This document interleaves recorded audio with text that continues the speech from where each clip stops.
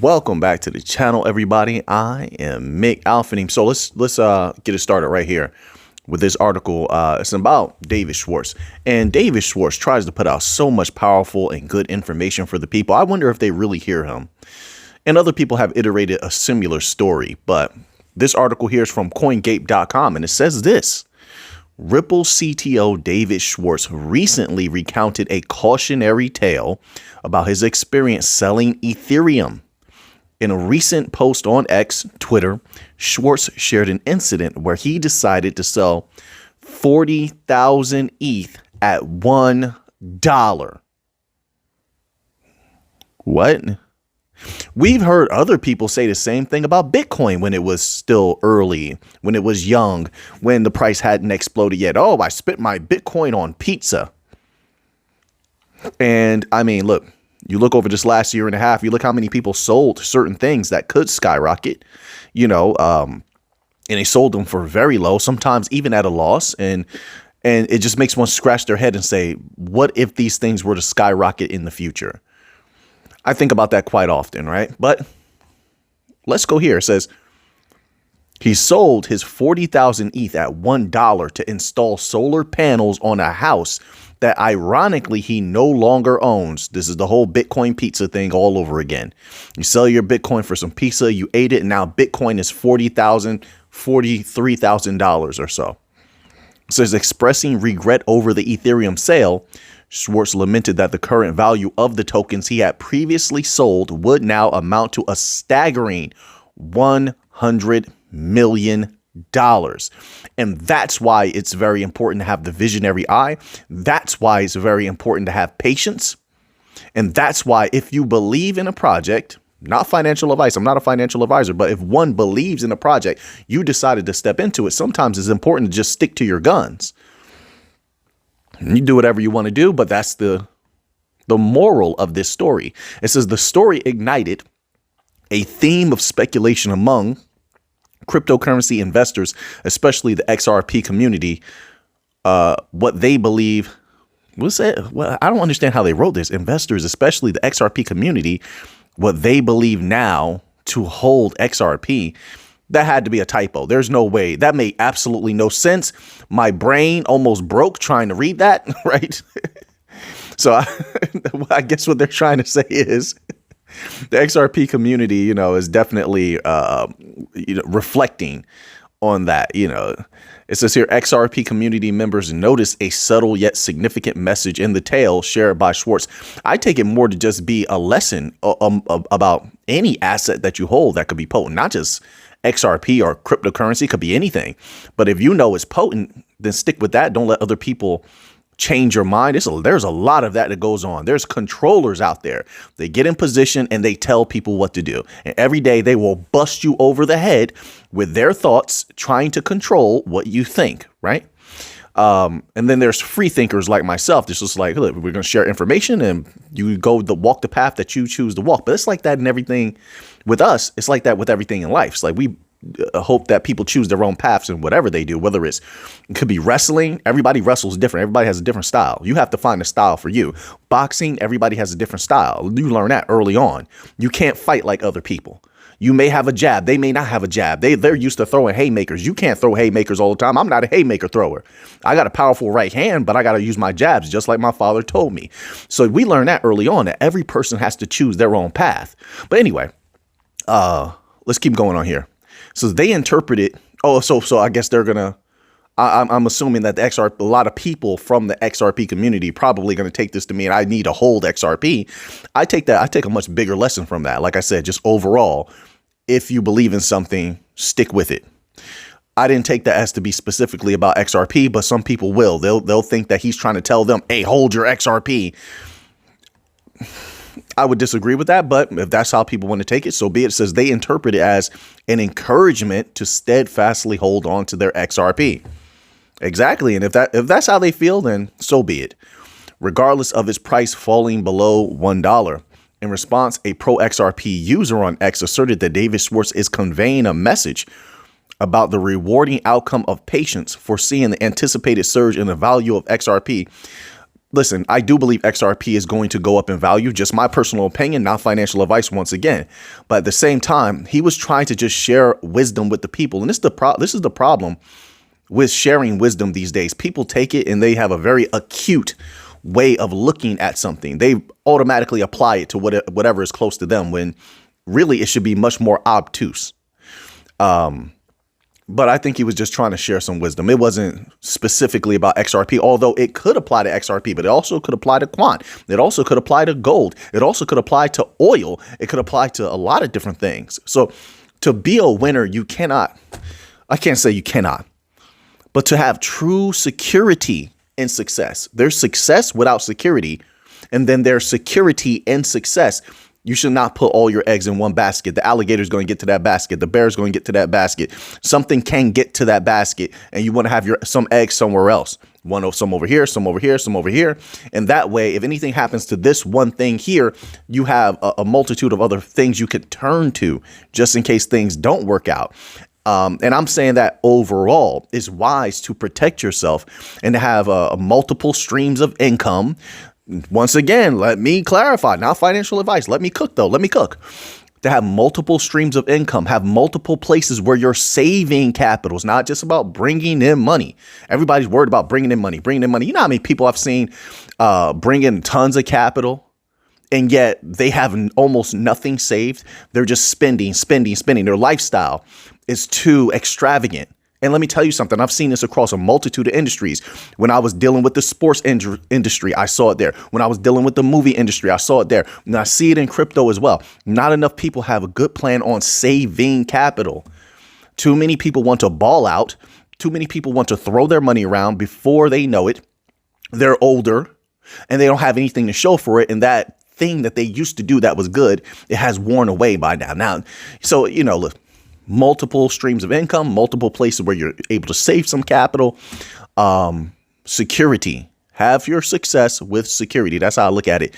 And I think you need multiple things in order to do that, not have all your eggs in one basket. But hey, that's just my humble opinion. You can disagree with that. I'm perfectly fine with that. I'm not here to sway anyone. So now let's move on here. I hope you're all doing fine out there. All right.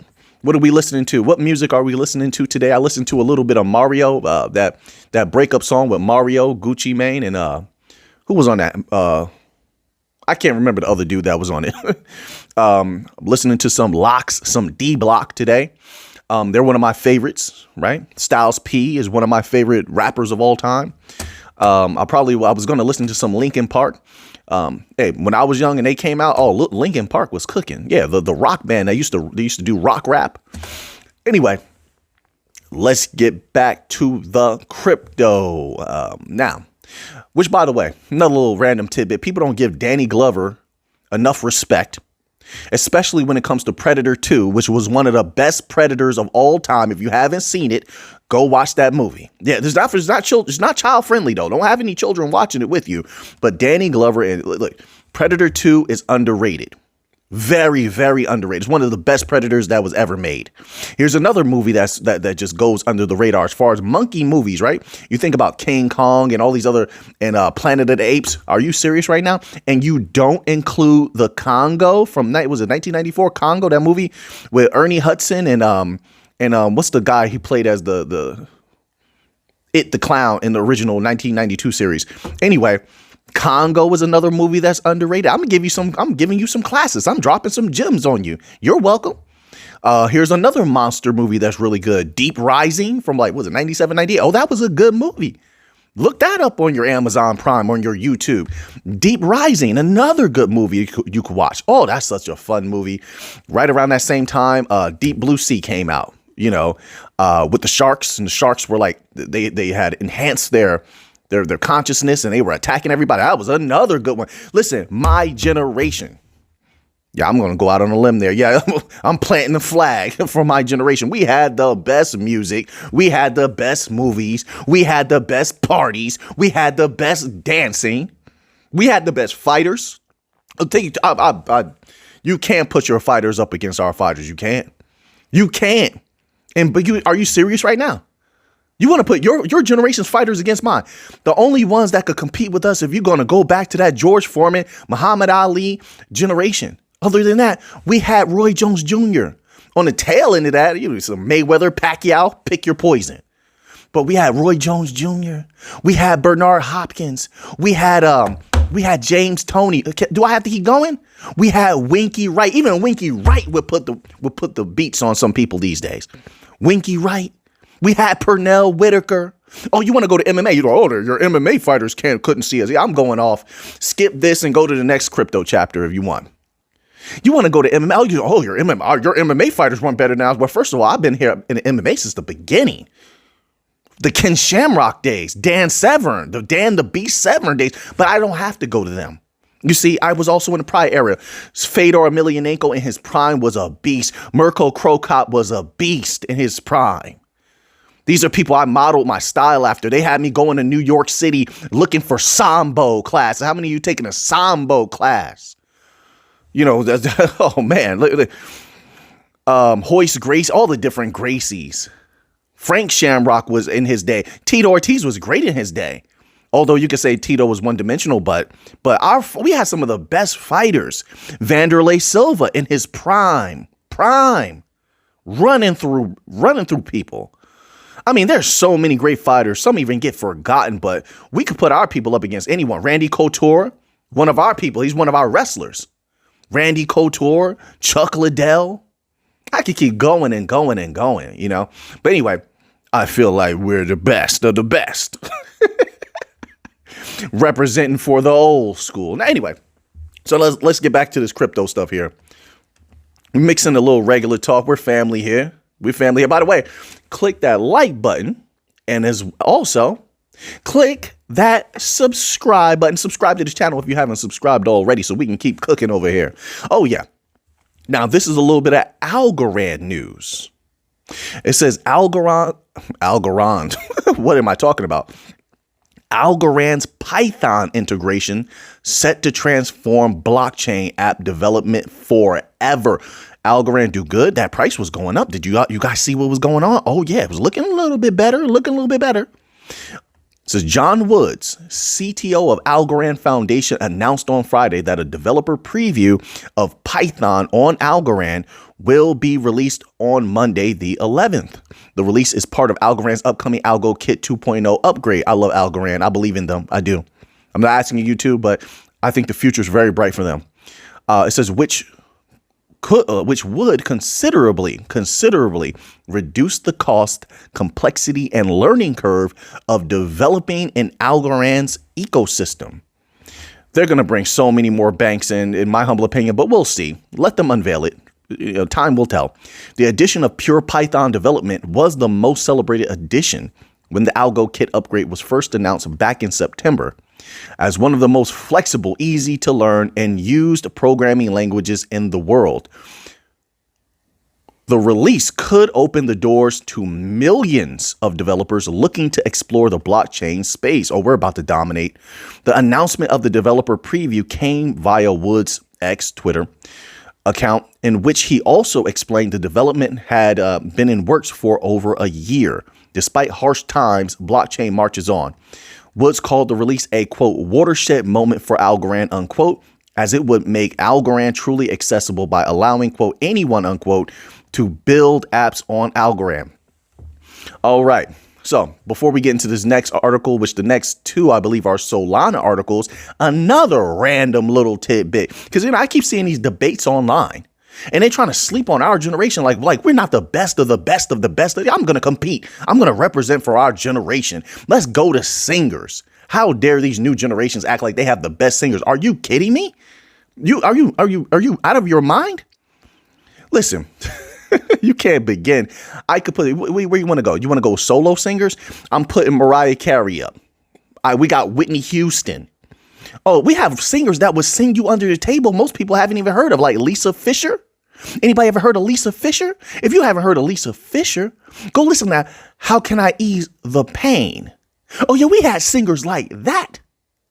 Yeah, we had Luther Vandross. Yeah, we have Michael Jackson was in our released a bunch of albums in our generation as well. We had him in there. We had Prince in there. We could go on and on and on. Throw Celine Dion in there. A lot of people, I hate this Celine Dion slander. They weren't there. You know who inspired Celine Dion? And which makes perfect sense. I didn't even know this. It was Whitney Houston inspired Celine Dion. But anyway, our singers will sing any generation under the table. We had the best of the best. What you want? We want to talk about? You can't talk about exports. We're better than everybody else at exports too. We had Tony Hawk. Yeah, I had my skateboard. Yeah, I did. I did a lot of things. I like to play. Yeah, I had my skateboard. I had my elbow pads. My father brought me the helmet. I'm over here. I could never really do tricks, but I definitely rode my skateboard for sure. And Tony Hawk was a big factor. We had Dave Mirra with the BMX bike. How many people remember Dave was dominating the X Games? Oh, but people like to forget. So don't try to play like our generation wasn't dominating any type of extreme sports. We definitely were. We had Matt Hoffman. Yeah, run your list. Run your list. We had Matt Hoffman. I mean, I could keep going on and on and on. We shine, baby. I'm telling you, we shine.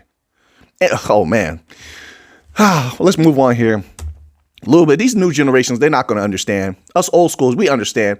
And we age like fine wine. Yes, right. We age like fine wine, baby. Yes, we do. Yes, we do. So you got to put that in, at the end. That's right. Get off my, I'm one of them old people roll up my newspaper. Get off my lawn. No, I'm not, but I always love to see that in the movies and TV shows. I'm like, yeah, get off his lawn. Hey, wait a minute. What were we doing here again? Oh, yeah, this is the crypto show. So anyway, a little bit of Solana news. This is from cryptobriefing.com. Solana to join spot ETF race in 2024. Van Eck predicts. Do it. Do it. Although I will say, listen, a lot of experts have said sometimes when you get an ETF, it doesn't immediately spike that price. Sometimes it takes time, but no one wants to talk about that. Now, I do hope that when Bitcoin gets an ETF, it skyrockets, or Solana, if it gets an ETF, it skyrockets, or any bank coin gets an ETF, it skyrockets. I want that. But I have to look at the reality that sometimes that's not the way it works, and sometimes it takes a little bit of time for that to manifest. But let's read this little tidbit here, because I would love for this to happen. Investment manager Van Eck expects Solana to join the crypto spot ETF wars in 2024, as stated. And I'm glad I got a little bag that I'm holding. I got a bag that I can move at any time. Boom, boom, boom. If I want to play, I play. And I do.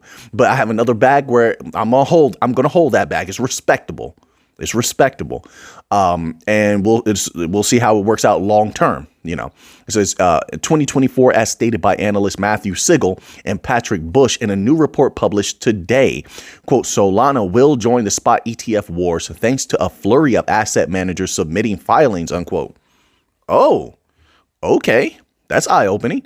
The analyst expects Solana to become a top 3 blockchain by market cap, total value locked, and active users within the next 2 years. I could see that happening. Yeah, I definitely could.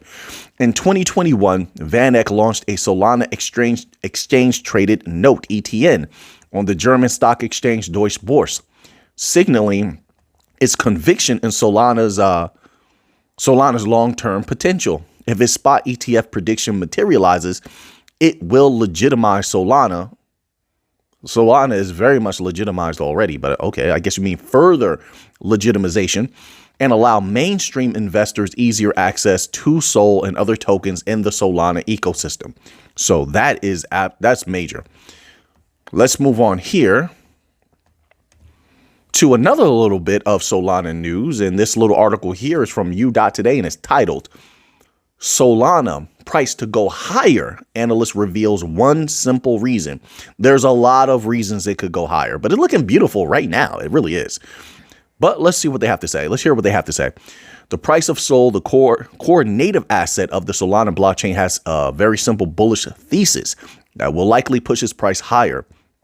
The interest of retroactive airdrop hunters seeking lucrative bonuses is the top catalyst of potential Sol price growth. Canfield opined on X today, December 9th, 2023.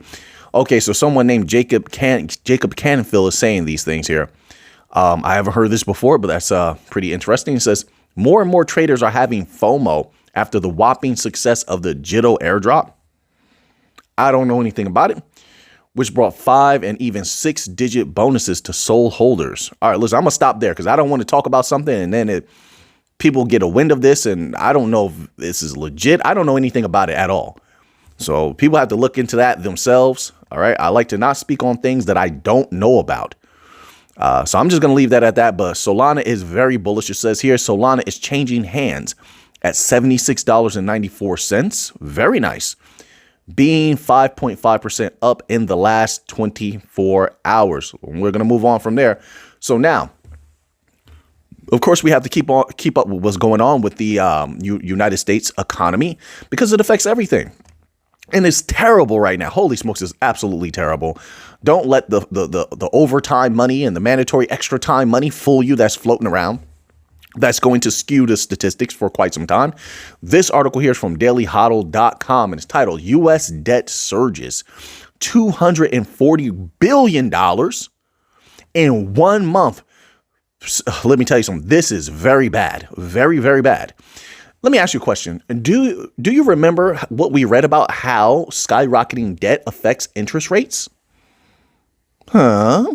Right. Okay. It says the skyrockets in 1 month as, of course, Robert Kiyosaki has to chime in. Robert Kiyosaki warns America in serious trouble over heavy borrowing. Everyone knows this, sir. You're preaching to the choir at this point. I think everybody, even regular people walking around know there's a problem going on. Rich Dad, Poor Dad author Robert Kiyosaki says America's debt, which grew by $240 billion in November, is putting the country in grave danger. Fresh data from the U.S. Treasury shows that the national debt rose from $33 trillion on November 1st to $33.8 trillion by the end of the month, which is also a $2.46 trillion increase year on year. You could have wrote this article without referencing Robert Kiyosaki. Maybe his name, I don't know if he has a lot of fans, maybe his name brings some views, because just the debt alone, that should be enough to draw the people in and say, let me read this article. I mean, maybe it's just me as like a sort of an economist. I want to know these numbers. I want to keep up with this. And I understand how it affects the new financial system. I know how it affects the legacy financial system and pretty much everything around the world. To have this skyrocketing, not only U.S. debt, but global debt, and how this can in the future bring down the systems, at least a part of it, and would cause for it to be necessary to either have a reset or a new like a new system overall instituted, not just a new financial system. But this is getting insane. It says here in a new interview with Fox Business, Kiyosaki says America's propensity to print more money has damaged the nation's fiscal foundation. Yeah, but they have no choice. Once you go down that path, it's a rinse and repeat cycle that you cannot get out of unless you're going to replace that system. It says here, quote, cash became trash. I told people this a long time ago, but they love their cash. It is what it is. I prefer solid gold, but hey, to each his own. It says, and so they just kept printing and printing and printing. All you have to do is look at the history. We know the history. Every time they printed money, the empire went down. That's pretty accurate. And I hate to say this because I love America. Yes, but we want, the people to win. We do. But it still doesn't change the reality of what we're facing. We have to survive what's coming. Things have been messed up.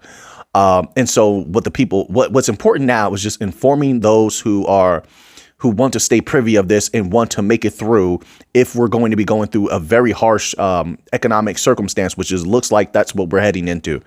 It says, but America is in serious trouble financially because of the debt load. Yes, it is 100%. But we're not going to linger on this too long. We could go a little bit deeper. It says, I hate to say this, but inflation is here to stay. Incompetence is here to stay. Yes, but we're not going to go into all that. Let's end that off with an unquote there.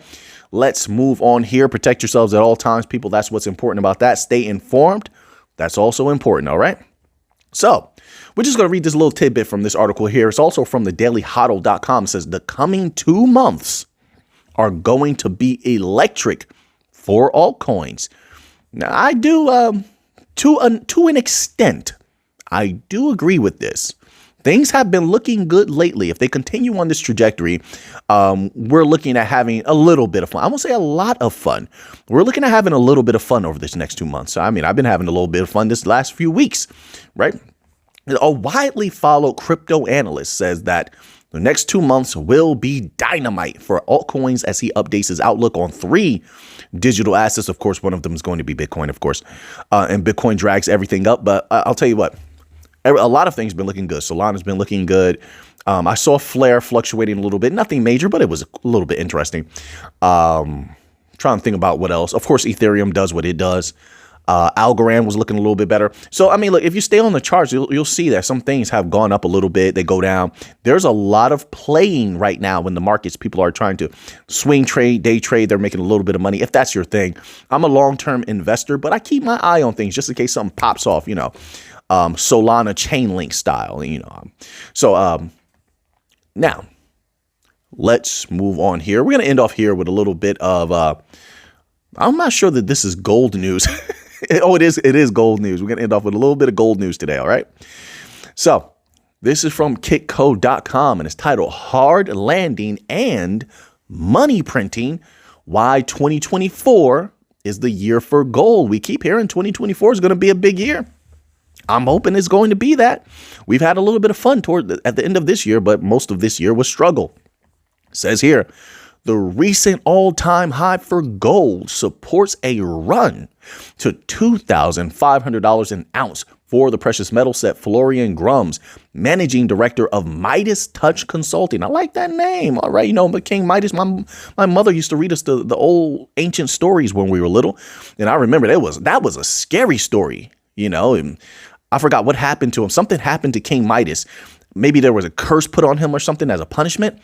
And he would touch things and they would turn to gold. And he was touching everything. It was turning into gold. But here's the problem. When he touched like people, his family members or anything, they would turn to gold. Like, so it was a destructive thing. His obsession with gold. It wasn't a good thing at all. That was you give that story a read, you know. I love reading ancient texts and ancient stories and things. They teach you good lessons. They definitely do. Give that a read. That's a good story. King Midas, right? Midas, if you haven't read it before. It says in mid-November, Grums spoke to Kitco at the 2023 Precious Metal Summit Zurich event. Grums believes there is, quote, actually quite a lot of downside now for the US dollar. I agree with that. And I want it to go down. I hope it goes down. It says mainly because the world is realizing that the debt, there goes that debt again. The debt situation in America is unsustainable. All the statistics are now exponential, unquote, he said. Quote, if you look at the debt levels, if you look at the interest payments that has to be done, it's unsustainable. And I think the world is shifting now towards that view for the next few months at least. So I think we're going to see a lower dollar, and that obviously will support gold. Bring it right to me. Bring me that money. Bring me that money, baby. Grums said gold's safe haven status is intact. Of course it is. Oh, it's definitely. We're in the driver's seat right now. And the people are starting to see. It says, pointing to a $200 price rally following certain geopolitical events I'm not going to name here. It says, and a $270 run following other geopolitical events. Wink, wink, you get what I'm saying? Boom, boom, pow, pow. When gold barely missed its all-time high by $5. While Grums is of the opinion that, quote, an investment in the mining stocks really makes sense, unquote. Yeah, it does. That's pretty accurate. He prefers the smaller producers to explorers. Okay, so listen, gold is going to continue to be bullish. Everything is looking pretty good in my humble opinion. And now that you have that information, what are you going to do with it? I know what I'm going to do with it. Once again, if you made it this far, please click that like button. If you haven't subscribed, I know a lot of people watch without subscribing. I get it. But if you could subscribe to that channel, oh yeah, become a family member over here. And until next time, let's get to the Monday.